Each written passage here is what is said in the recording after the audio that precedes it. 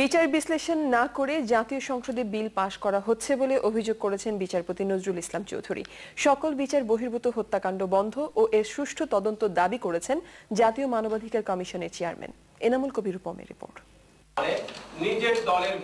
রাজধানীর ব্র্যাক সেন্টারে সংবাদ মাধ্যমের স্বাধীনতায় হস্তক্ষেপ ও রাজনৈতিক সহিংসতা, রাষ্ট্রের দায়বদ্ধতা এবং গণতান্ত্রিক সংস্কৃতি শীর্ষক আলোচনায় খোলামেলা কথা বলেন সুপ্রিম কোর্টের বিচারপতি নজরুল ইসলাম চৌধুরী।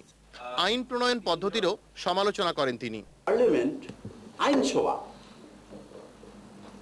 এটা নতুন গাড়ি বাড়ি কেনার জন্য না, কেরানিদের দ্বারা ড্রাফট করা আইন পার্লামেন্টে আসলে হো হো হো হো করে পাস করে দিবেন, ওই কাজ চলবে না। মুখে পাস পাস করে দিয়ে দিল, পড়েও নাই। এমনও ঘটনা ঘটছে, দেশে আইন পাই তৈরি হয়েছে, পার্লামেন্টের সব মেম্বার পড়ে দেখে নাই সেটা কি। তারা আইনসভার সদস্য, আইন তৈরি করছে জাতির জন্য।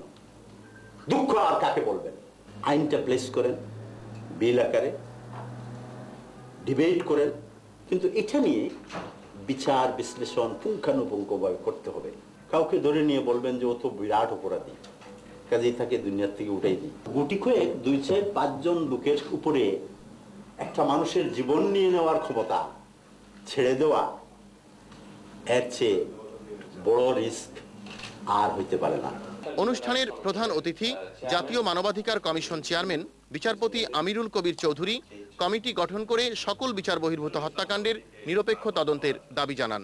তদন্তে বলা হয়েছে গুলিটি জাস্টিফাইড, তো এটাকে আপনারা অন্যভাবে দেখছেন কেন? এই ইনকোয়ারিটা ভেস্টেড ইন্টারেস্ট হয়েছে, অনলি একজন ম্যাজিস্ট্রেট বা এক্সিকিউটিভ দিয়ে হয়েছে। এটাই to make it transparent and acceptable to the people. আমাদের প্রস্তাব হলো একটা হাই পাওয়ার ইন্ডিপেন্ডেন্ট কমিটি করতে হবে, যেখানে আমার ভিকটিমের রিপ্রেজেন্টেটিভ থাকবে। দুর্নীতিবাজরা সবসময় আইনকে শত্রু মনে করে, এমন মন্তব্য মানবাধিকার কমিশন চেয়ারম্যানের।